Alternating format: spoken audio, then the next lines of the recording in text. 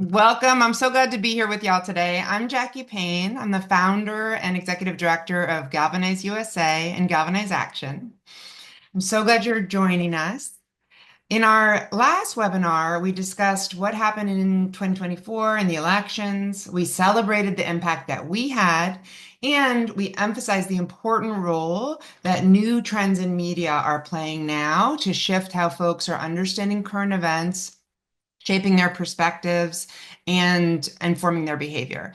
So we asked you last time, what do you want to talk about this time? And I want to just thank everybody who filled out that survey. We got so much information back and feedback about what you want to learn more about. So today, we're responding to your request to go for a deeper dive to understand how we are meeting the media challenge with our cultural programming and how we are going to scale to have the impact that we want and how you can help. So that's the plan for today. If you missed last quarter's webinar, we will make sure to send a link to it. You're more than welcome to watch the recording. And we're just glad you're here today. So I'm going to start with a very special thank you to our co-hosts. I'm so grateful for y'all. I mean, folks, one of my favorite things about Galvanize is the community that we keep building over time. And this group of co-hosts offered to help us reach out to new folks today. And we had 500 people register for today's call. And I just want to say thank you so much for just sharing Galvanize with your networks and helping us to build together. It also makes me feel just really proud to be part of a community that's so actively engaged and ready to fight for our country right now. Because we do have some new folks, I want to just do a very quick overview of Galvanize and our history. In the wake of the 2016 election, I became alarmed by rising authoritarianism in this country, and I felt called to get involved to try to help protect our democracy. I became a student of authoritarianism, in the playbook they use and the tactics that they use to persuade and silence good people from standing up. Folks who share a lot of the same hopes and dreams for America that we do, but who aren't reliably using their civic power either to defend democracy, protect each other, or help realize the future that we all want. So I formed Galvanize USA and Galvanize Action, and over the last 7 years, our team has been doing innovative work informed by data science, neuroscience, and behavioral psychology to deeply understand moderate women who are being targeted by and who are vulnerable to these authoritarian tactics. We have learned what they value, what motivates them, and what holds them back from standing up for democracy and each other. Through rigorous research and testing, we have successfully developed digital ads that counter authoritarian tactics and that galvanize moderate women to exercise their civic power, to defend our democracy, and advance progress.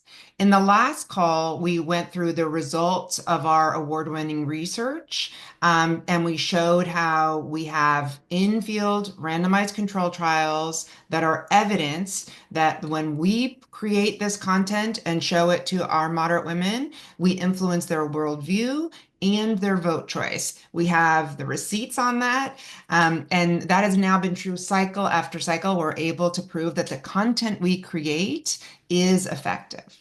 And I just found out yesterday some really good news.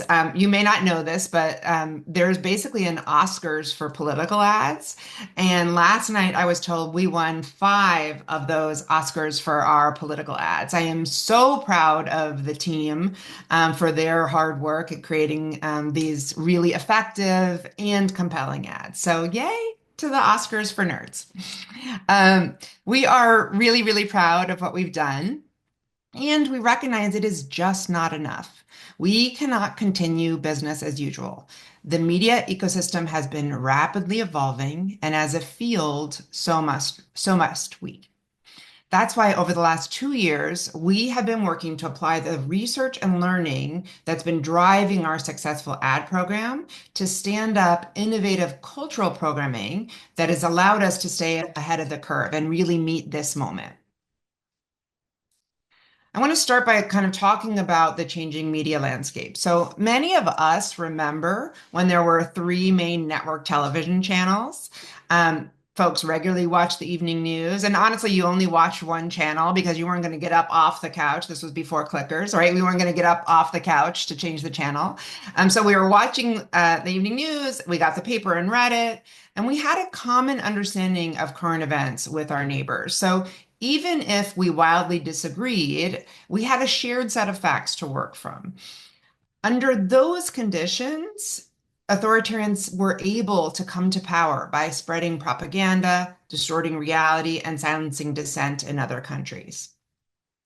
Now, today, the authoritarian's job is even easier. The media ecosystem has rapidly evolved. There are now unlimited streams of content to choose from, algorithms that are designed to capture and channel our attention, and both foreign and domestic forces are using AI to promote propaganda and dis and misinformation for their own ends.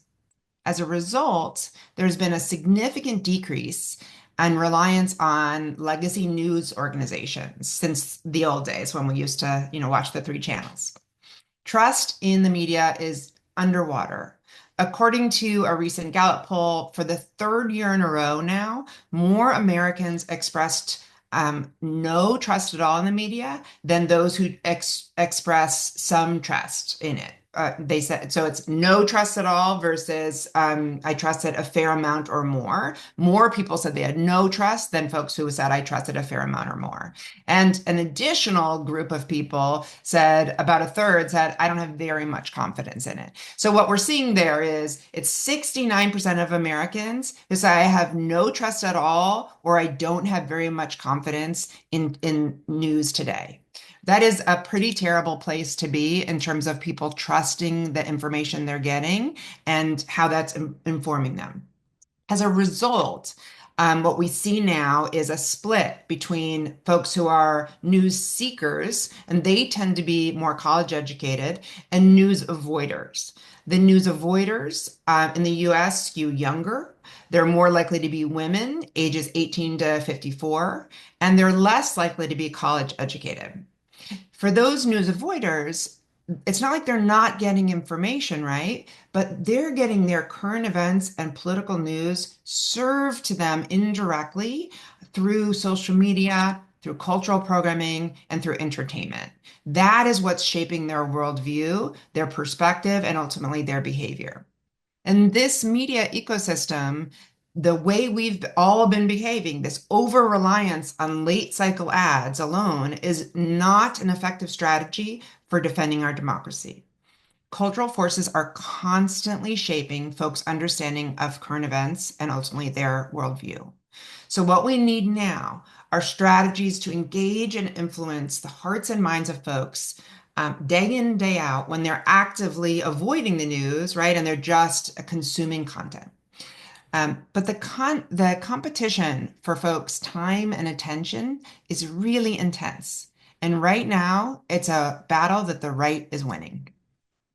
Media Matters published a study in February showing that 9 out of the 10 top online shows are right-leaning. The only left-leaning show among the top 10 was What Now with Trevor Noah. Among all the shows in 2024 that contained some political or news content, right-leaning shows had 5 times as many followers and subscribers as left-leaning shows. So the right has built a media empire by putting culture first, with politics woven into the background. If we fail to meet our audience with an alternative, we'll just be continuing to seed influence to the forces that thrive on grievance and misinformation and division. That's why our goal is to become a cultural force in the lives of 24 million moderate women over the next 5 years. So, how are we going to do it? To effectively compete for folks' time and attention, we have to understand what's at the heart of what they care about, what consumes their brain space and attention, and then deliver them content on that subject matter in a way that is both engaging and ideological, right? That influences their perspective. We need, so for it to be engaging, it has to be what they want to consume, where they want to consume it, and how they like it, right? And for it to be pro-social, for it to shift their worldview and their behavior in a pro-social direction, we have to authentically infuse the content that they receive with messages that are proven to help shape that perspective and move them in our direction. To scale up and have the influence we seek, the content has to be both popular and persuasive. That's why everyone's talking about Joe Rogan and the Joe Rogan effect from the last election, right? That is why the right-leaning shows are so effective, because they are both entertaining and they are infusing ideology in an organic way. Joe Rogan's show, like it or not, is fun and it's funny. He talks about the things that his audience wants to spend their time and brain space on.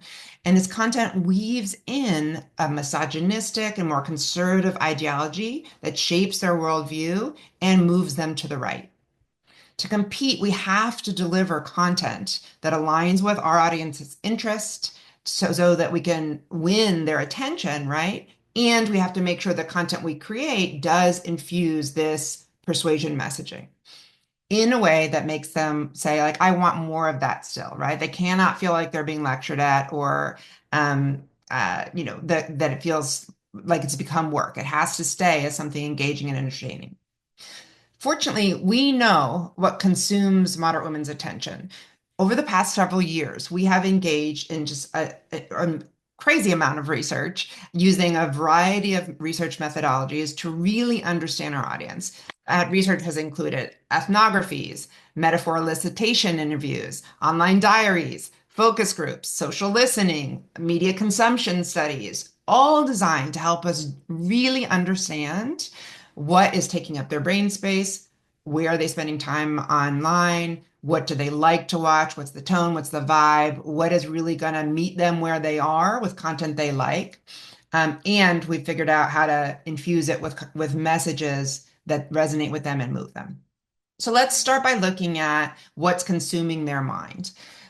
Relationships are at the heart of what consumes our audience's attention. Their top values are in-group care and compassion.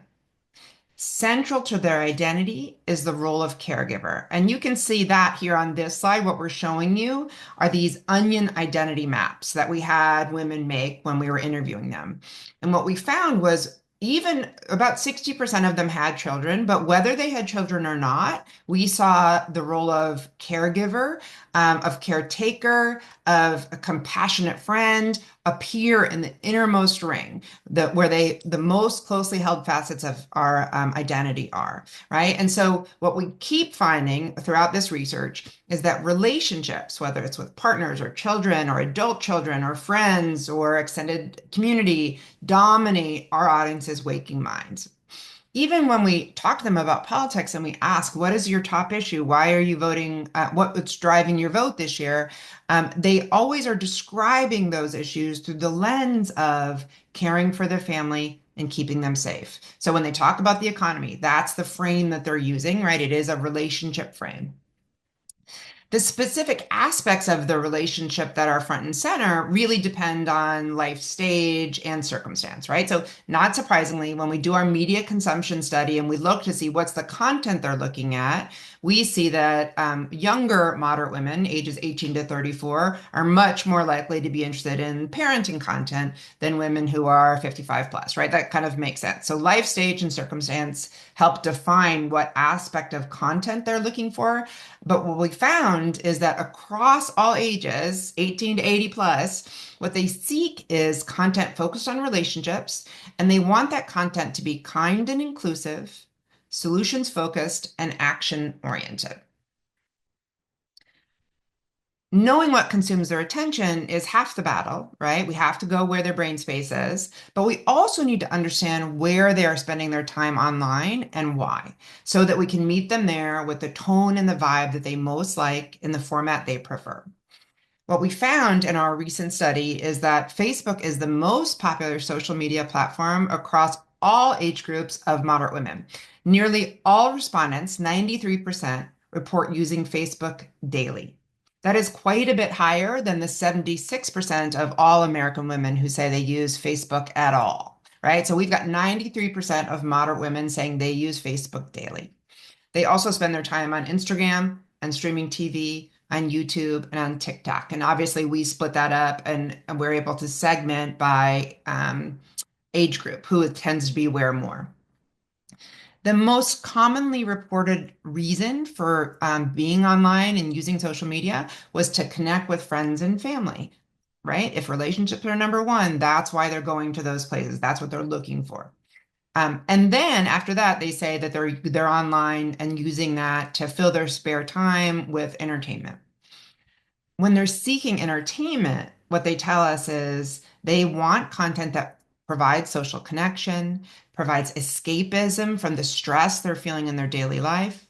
They want entertainment that comes from relatable voices, and they really like content that inspires personal growth.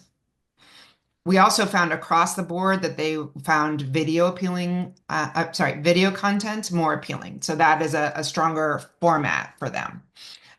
So altogether, looking at what takes up their brain space, where they are, and what the content is helping us to understand how do we create effective content in an attention age.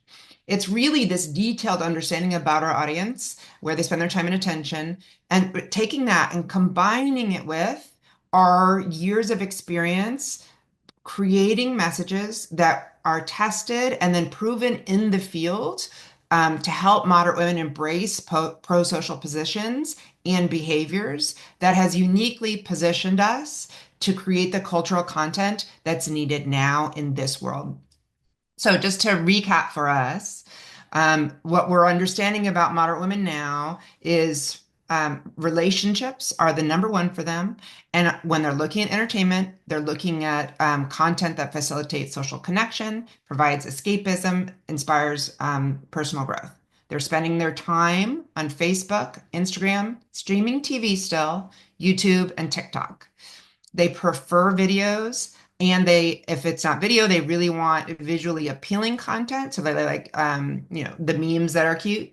And they like it to be pithy. The tone and vibe is important, right? So we're looking at if they're watching a comedian, do they want it to be clean and kind, or do they like it a little naughty, right? Like we want to see what's the thing that will make them laugh, that will engage them, that they'll return to, so that as we're creating content, we can match that tone and vibe, and it is what they are hungry for. What we found is that they really like kind, inclusive, solutions focused, and relatable voices. Authenticity is really important for them. They want to feel like they're in community with others like them. Okay, so that's the 7 years and very recent research that we've done to get us to this place. And what I want to do now is meet the request to kind of go deep into exactly how we've been doing it, and now how we are rapidly scaling up to become a cultural force in the lives of 24 million moderate women. We have, over the last 2 years, so in July 2023, we launched Galvanize together. We have built trusted programming that women love and return to week after week. Not only because they really enjoy the entertaining content, but also because they feel seen by it and supported in this context. In the March webinar, we talked a little bit about how this programming works to build civic knowledge, confidence, and agency. And so today, I just want to say that the reason we do that, why are we constantly building knowledge, confidence, and agency, is because those are some of the core barriers we've found to moderate women using their civic power and standing up to defend our democracy and each other. So let's kind of take a look at some of the content programs. So first, we advertise to our audience on social media where they are. So this is an example of a Facebook ad that we send to moderate women, and we use all the data we have to target the ads to them. They see the ads, they like what they're seeing, and so then they click through and subscribe to become a member of the community. Once they subscribe, we send them personalized text a few times a week. And those texts then drive them to content on our media where they can learn more, go deeper, share their own opinions, and see how the rest of the community is responding. Why do we do that, right? So, why are we having them share their own opinions? Because we want them to practice that muscle of taking a position. Think about what you think, take the position. And why is it important that they see how the rest of the community is responding? Because we need to overcome that feeling that they're alone. And we need to create social proof that other women, just like them, share their values and perspectives and they are taking action, right? So here's just a quick example of the kind of text someone would get. We did this recently. And what we asked them was, do you remember your first grade teacher? So this is tailored to them. They get the text from Grace and it says, do you remember your first grade teacher? Mine was Miss Lucy. She made a huge impact on me. I'd love to hear about your experience with school and how public school shaped your life and community. Why did we do something like this? Why is this something that we created? At a time when public schools are under attack and the Department of Education is being dismantled, this kind of gentle engagement prompts our audience of moderate women to reflect on the value of public education in their life, whether they have children or not. It's a reflection, right? Lets them, and then they put their answers in. We had over 3,200 people respond, right? They put their answers in, and then it goes on the website, and they can see how others in the community responded and how they valued it, what it meant to them. By bringing it top of mind like that, it makes it more salient, it makes it more personal, and it increases their will to take action to defend it when we need them to.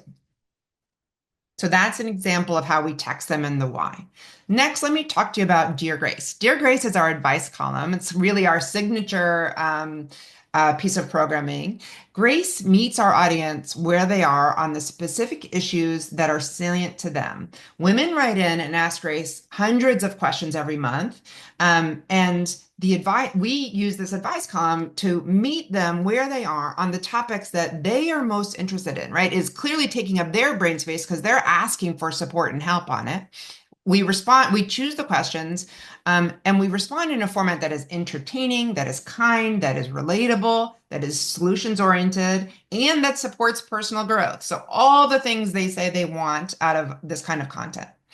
No matter what question we choose to answer, our research informed content is designed to build up their confidence and agency in every aspect of their lives, right? Because overcoming that lack of confidence and agency addresses that main barrier to their robust civic engagement. So in this example, this is a question about that we got about from a woman who said, I just can't get over the appearance of this guy. I really like him, so relationship, but I just can't get over his appearance. I don't like his teeth. What should I do? Why did we choose to answer this question? It's a kind of feels far afield from how to save democracy, right? We chose to answer it because our data shows us that this is a specific problem that is heavily Googled by women. And we saw a trend in the questions that were coming into Grace on this kind of topic. I like a guy, but I'm not attracted to him. I can't get past this aspect of his appearance. When we're able to, so we knew it would be popular, entertaining, engaging to the audience, right? Takes up their brain space. It's also the kind of question, it draws readers in. People are like, oh my God, what is Grace going to say? You may be wondering, what did Grace say?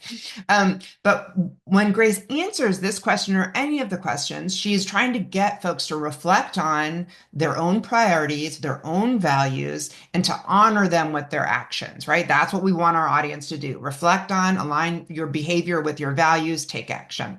And that's really the skill that we're building to become an engaged civic participant.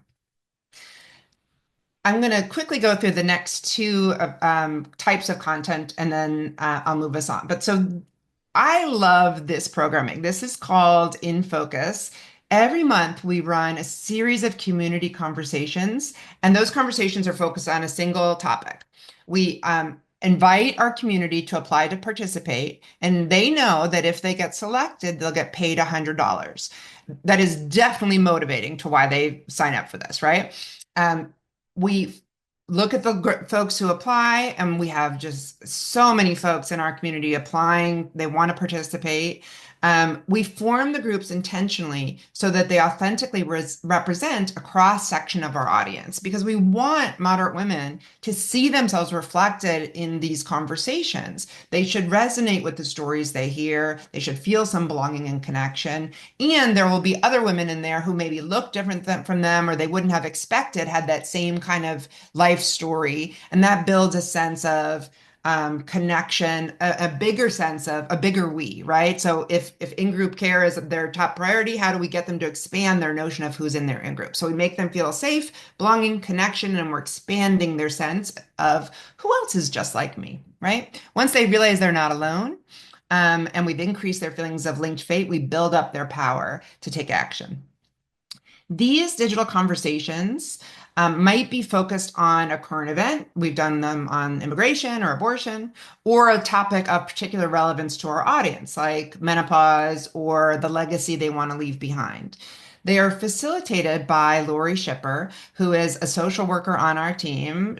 She is incomparable. She really helps meet women where they are. She hears them, she engages with them, and then she guides the conversation, which often involves a lot of laughter. These are really fun, and sometimes tears. Like they can be really moving and emotional. So it's highly entertaining, but the content and the conversation moves the women who participate in it towards pro-social growth, and it moves people who watch it towards that personal growth as well. Because these conversations are recorded, we take clips out of each of them.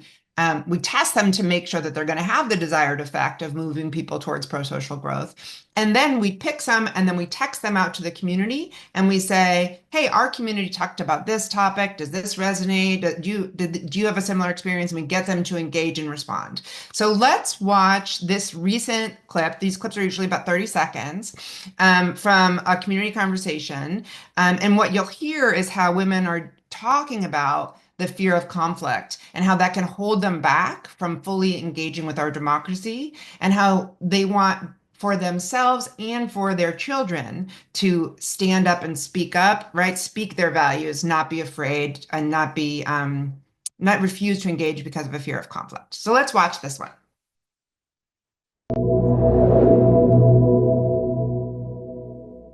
Raise your hand if you avoid political topics for fear of damaging relationships. Raise your hand if you see yourself as a peacekeeper in your family or your social circle. What do you think contributes to our societal discomfort and intolerance with conflict and distress? Hurting someone else's feelings. They don't want to be judged by someone else. Also come up like be afraid that their emotions are going to discredit their opinion. Oh, it's just another hysterical woman. Like, don't listen to her. It's becoming easier. It's taken a lot of like growth, and also personally, I look at my 17-year-old daughter and I think like what I want her to just stay quiet. I don't want to send that message. I've always kind of been the peacekeeper. I don't want my children to feel that they have to keep peace or have to please all sides. It's important to be a genuine person, but it's not important to just keep peace for the sake of not having arguments. I've always been the type of person, I'm going to stand up for myself. And my mom used to get angry at me for doing that. I'm not going to let somebody just treat me any old way. I'm a lot more outspoken because of the way I was raised. I just don't want to live that way anymore. It's time for us to regain our power.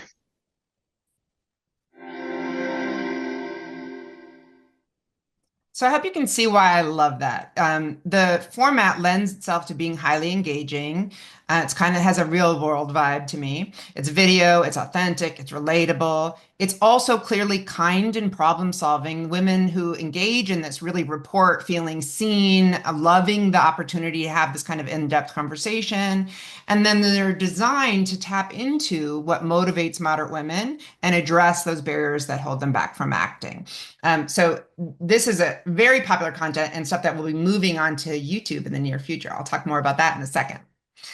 Finally, I'm just going to talk briefly about the fact that we run these hot topics.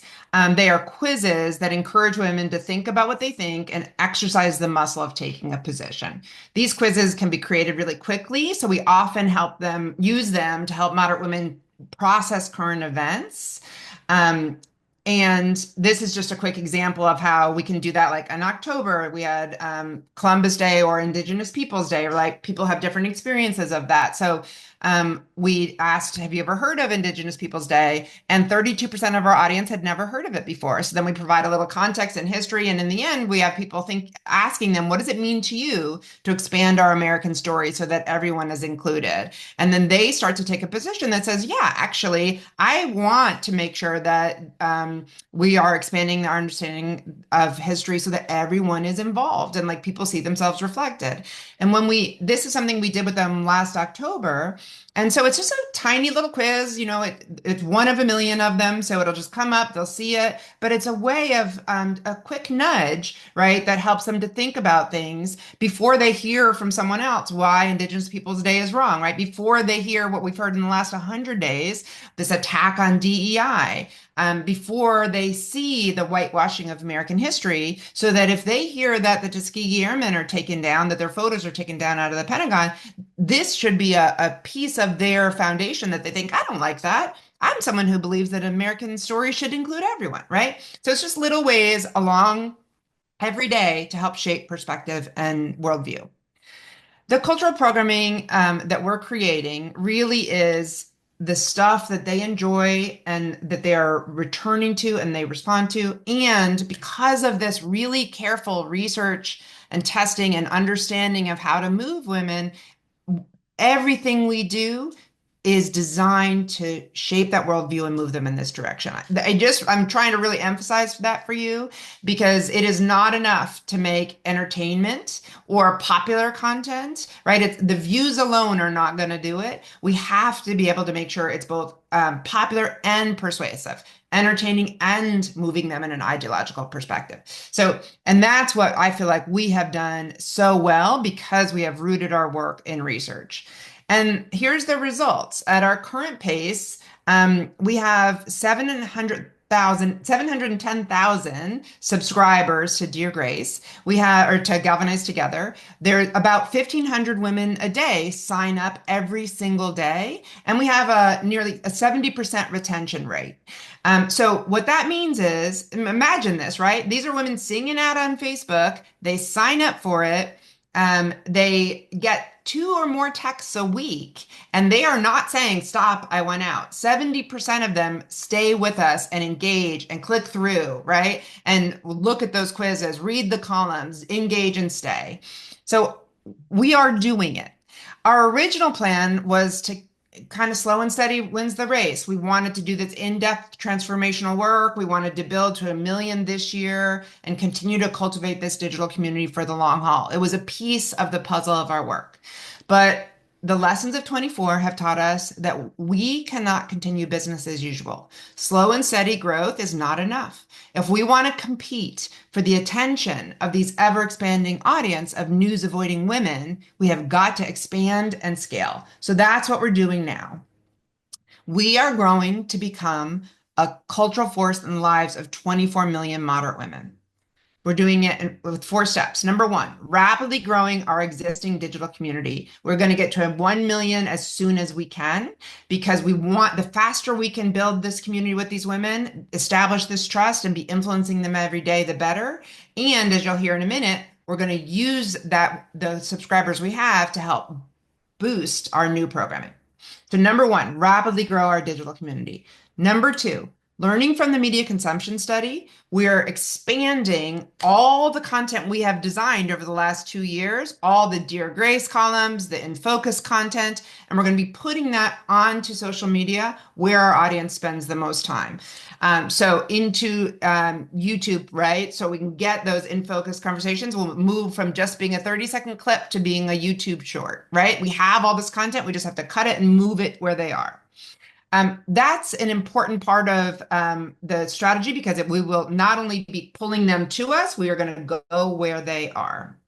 The third is we are taking our successful model and developing new platforms. So we have to develop new content strategies. So we have all the content I just showed you, but there are audience segments that we want to do better with. Young women, 18 to 34, are the most likely to be news avoiders. They tell us that it's not good for their mental health to be paying attention to the news. They're looking for relief and from the heart, the stress of life. So what does it look like for us to develop new content for them that is designed for social media, that really speaks to those goals they have, that the vibe they want, and offers them content that will feel good to them, return to them, and help them have a path where they can have a meaningful, purposeful life, which is what they tell us they want, that helps to protect their neighbors and to defend this democracy.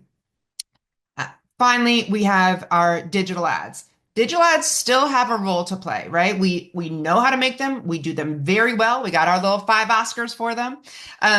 And what we saw from the media consumption study is that our audience spends a lot of time watching streaming TV. So that is still a piece of the puzzle for us. And in fact, we're developing and deploying new ads right now to our audience. As we're building over here, we're going to still be running our ads so they directly get to moderate women where they are on streaming TV. So for us, that's still a piece of the puzzle. It's just a reallocation of resources so that we're doing a lot more on the cultural media side, in addition to what we've demonstrated just our excellence in, which is those digital ads. So I am going to start to move us to Q&A because I want to make sure we have time for your questions. Before I do, I just want to say to you that this is a big time, right? We are all in this. We've spent the first 100+ days like getting our footing, figuring out what we need to do. If you're like me, you were looking at defense first, right? So my first instinct was support the critical services that were gutted, right, and taken away from marginalized communities. And then I wanted to invest in a strong legal strategy. We recommended that to you in March, and we really think that was a piece of protecting our democracy against authoritarianism. That's absolutely the right move. Now it is time to switch gears from defense because we have to play offense if we want to shape the future. And that means we have to move quickly, expand and scale quickly to compete with the right on where they are crushing us. Culture eats politics for breakfast. The right is crushing us on the cultural programming. We know how to do it. We got to get out of the place that we've been in, the sort of way we've been doing it, and start to expand up. So we're committed. We're going to make that scale as fast as we can, but that will only work if, as we scale, you scale. We need you to scale your investment in us. If you're new to Galvanize, somebody invited you to come here, they can tell you, we bring the receipts. An investment in us is an investment that you can count on. We make sure through our testing and our in-field studies that we really are having an impact, and we share everything we know with everyone in the field. We're totally open source. So it is a good investment. Talk to your friend who invited you. So what I'm really going to ask you today is, if you're already a supporter of ours, please renew your contribution. And if you can, consider scaling as we scale. Go bigger. I know that we all dug very deep last year, trying to make a different outcome for the future of America.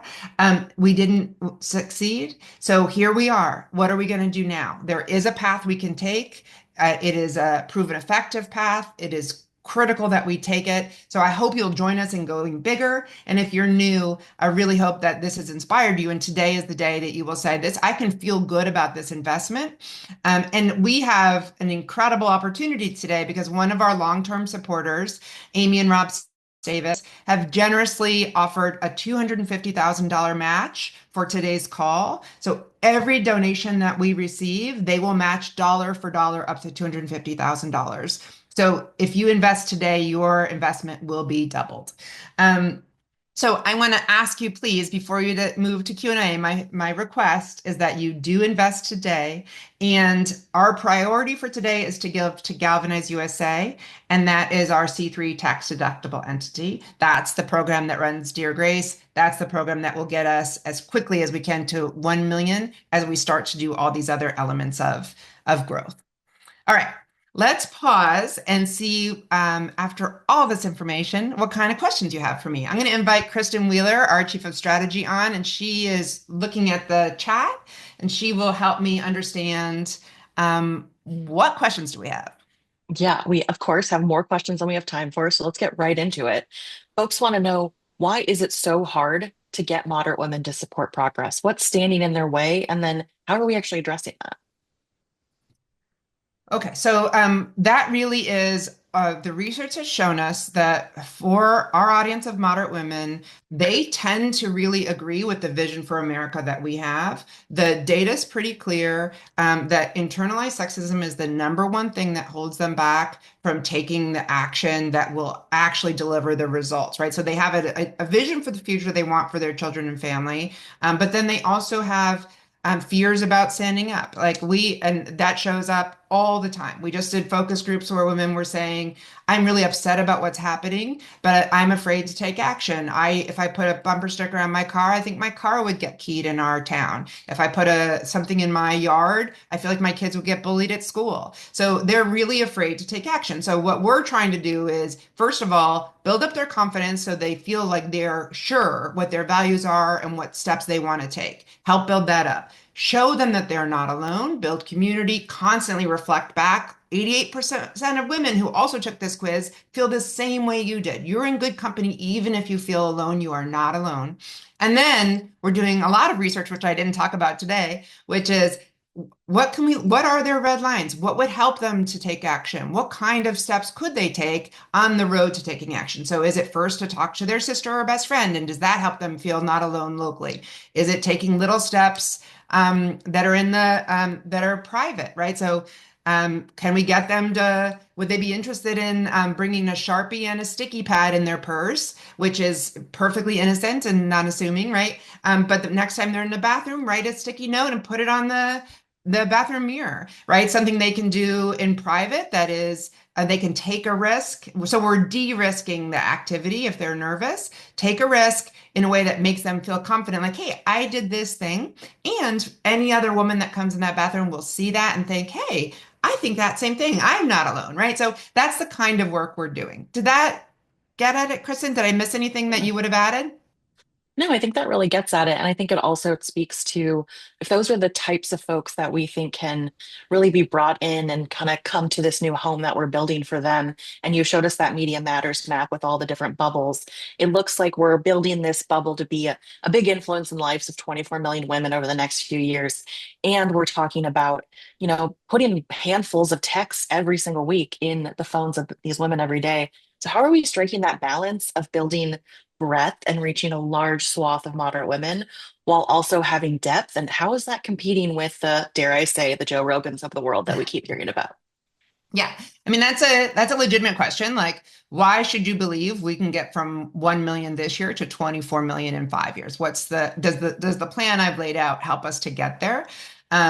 So that is the one of our things I love about our team, and you've heard this before if you've come to this, is we believe in scale by sharing. We know that we are not going to save the world alone. We are part of a network of really amazing, often women-led organizations that are on the cutting edge of doing this same kind of work, right? So Courier News, Work Money, Her Campus, right? There's these other, we have allies in the field who are doing similar stuff. So one of the things that we're doing is talking with them about cross promotion.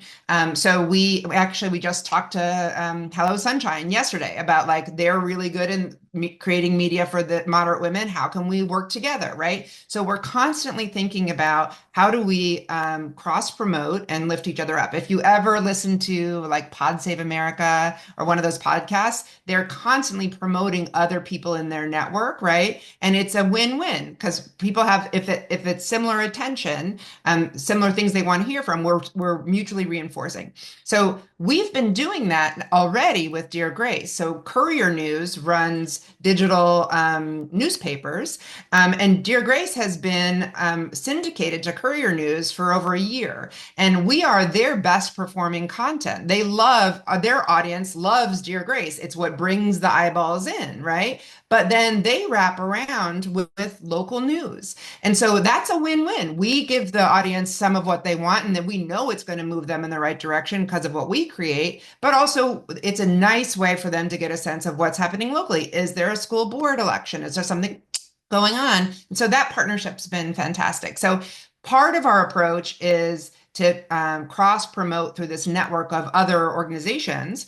And part of it is to cross promote within our vertical. So if we're at 1 million subscribers to Galvanize Together this year, we will say to them, hey, you love Dear Grace, you love In Focus, those community conversations. They're now on, follow them here on YouTube. You can watch not just a 30-second snippet, you can watch a 10-minute snippet or the whole hour. And so as we start to build up our other verticals, we can use the base we've built over the past 2 years, and that'll be a part of how we organically grow. And then of course there's going to be we'll pay for the to get into the feeds of moderate women across the board. So just like we do our ads now, we pay for our ads for Galvanize Together, we'll be paying for ads to get women to get their eyeballs over here on the In Focus YouTube, or the whatever new lifestyle programming we create for young women. Like whatever we're creating, we will, part of that solution will be paid. So if we're building this whole media ecosystem, all these different new platforms and channels that can surround sound our audience with all the support they need in life right now, then why do ads at all? Good question. Ads have their place. Ads have their place. So one of the great things about ads is they're a compact 30 seconds. The whole thing is designed, researched, run, tested. We know those ads work, right? So in those 30 seconds, we're saying this you're worried most about economy. This is the thing that's happening on economy that we know from our research is going to touch you. We can develop a really powerful ad in 30 seconds, and then we can make sure that we send it to the household of moderate women who need to see it on streaming TV, where we know they're spending their time. So it's just a really powerful way to get an ad out to the women, concrete, in the moment they need to see it, on the issue they need to see. It's an important element of it because it is it's the thing I have the most confidence in. If in that 30 seconds I know I can move them, but it's not good enough alone, because all year long they're getting information all the time, even in ways that are subconscious and we don't even realize we're getting it. The kind of humor we're listening to, right? The entertainment, that they're constantly having their worldview shaped. And so we have to be doing a better job competing there, but ads have their place. Thank you. There is a lot of excitement and energy in the chat. I will just say, I know not everybody can see it, but so many creative ideas coming through. And I think we're all kind of just wondering, this is a really big, ambitious thing we're building and driving toward. Let's say it's 1 year from now. What do you think the experience of somebody coming into the Galvanize ecosystem might be like? What do you think that they could potentially stumble upon or seek out across this new ecosystem that we're building? Oh my God, I love that question. I mean, here's the thing. Our team is spending the summer designing all kinds of new content for our audience. So, what I would partially say is we have an amazing team who is just amazing. I love our creatives. I love the campaigns we're building. I love the content we design. And based on all this research, they're spending the summer saying, like, what are the next 7 things we could create that like Dear Grace or In Focus. And the analysis they're doing is saying like, which are the segments we want to do better in? What do we know about that segment? What's the content that will do best for them if they really prefer Facebook Reels or they really prefer Instagram? So as we're developing it, part of me wants to say like, stay tuned. I don't want to get in front of the team as they develop it, but I think the reality is it's it's going to feel what I know about the content from what I've already seen is it's going to feel good. People are going to be glad they came to it. They're going to feel like I am, and we hear this with our Dear Grace and In Focus already, like that content, it enriches their life and it makes them feel better. They feel purposeful. They have a sense of where to go. They feel like they're in it with other people. So if it's one of those things that you follow on Facebook. I don't know if you do this like I do, people. It's probably the 50 somethings here are doing this with me, where I follow these memes that come up and they make me feel good. And I see these stories and I'm like, oh, I'm so glad. And those stories are designed to make me feel hopeful, to make me believe in mutual aid, to make me realize that I also could step out and help my neighbor or do this thing when I see it coming, right? And that's whatever the content is, however we do it, that's the feeling people are going to have. And this team of ours is spending the summer working on what are the next 7 things, right? And what's the talent we need to do that? Who are the influencers we work with? And so that's the design that's coming, but we need support to get there. And that's all the time we have for questions, but I think you got us all really excited. If I wasn't already working here, I would sign up immediately to work here. I'm excited about this vision. Thank you. Well, let me tell you guys a little bit more about what's happening this summer. So, Kristen, stay on with me. This is Kristen Wheeler. She's our Chief of Strategy. Hopefully you have met her in previous sessions like this. Kristen is powerhouse and the brains behind our strategy here. She's actually working on our 5-year strategy right now and helping all of our different teams think about what's their role in getting to being for us to be a force in the lives of 24 million women. So Kristen's leading that strategy all summer. We have our campaigns and research teams you've heard a lot about the campaigns team and what they create. The research team, y'all, I need to actually just do a research session where they are spotlit, because we have people who have expertise in neuroscience, in behavioral psychology, in political science, and they are the secret sauce behind why the programming we create works. And then we just hired 2 new members for our development team. I haven't even talked about all the teams, sorry, but I want to say that we hired 2 new members of our development team. Lindsay Harper, who is our new Chief of Development. Yay, Lindsay. And Alice Collins, who is our Senior Donor Relations Manager. And I wanted you to meet them, and Kristen, because this is the team that hopefully you'll be connecting with this summer. If you haven't already heard me say this, I want to make sure you know I am going to be taking a bit of a step back this summer from the day-to-day operations, because I want to create the space to think even bigger about where we go next. It is not enough to compete with the right with where they are now, right? Everything that we've just told you about, we've designed. I feel so good about that. And where are we going next? What else do we have to think about? And I need a little bit of space to be thinking really big. That's part of I'm really proud of us being at this cutting edge, that in this moment we have 2 years of a pilot to build on, and we get there by creating the space to think big. So I'm going to step away a little bit from the day-to-day. Kristen's going to be stewarding the day-to-day for the team while they're working on designing the programmings we just talked about. These 2 folks are going to joining our already amazing development team, and will be here for you. And then when I come back from this big think, we are going to be coming back to you in September and doing another webinar like this to give you an update about what have we learned over the summer, what have we planned, and what do we need now from you. And we'll be doing a bunch of events in different cities. And so I really hope that you stay here with us, really engage with us, and be part of this. This is an exciting moment to be proactive, to be positive, to show people a path of how we can do this together. And so Let me ask you right now, if you haven't already renewed this cycle, this is the moment to do it. Please don't wait till the end of the year or till next year when it gets to be too late and the only thing left to do are those last minute ads. Help us build now so we can really increase our chances of scaling up, building everyday relationships with folks, and then that will help us crush the algorithms and make sure all this new content also scales quickly. So invest now, and today it will get matched dollar for dollar up to $250,000 thanks to the Stavis team, which, mwah, to y'all, love you. Okay, somehow we've actually gotten to this point with on time, which I just want to celebrate everybody for that.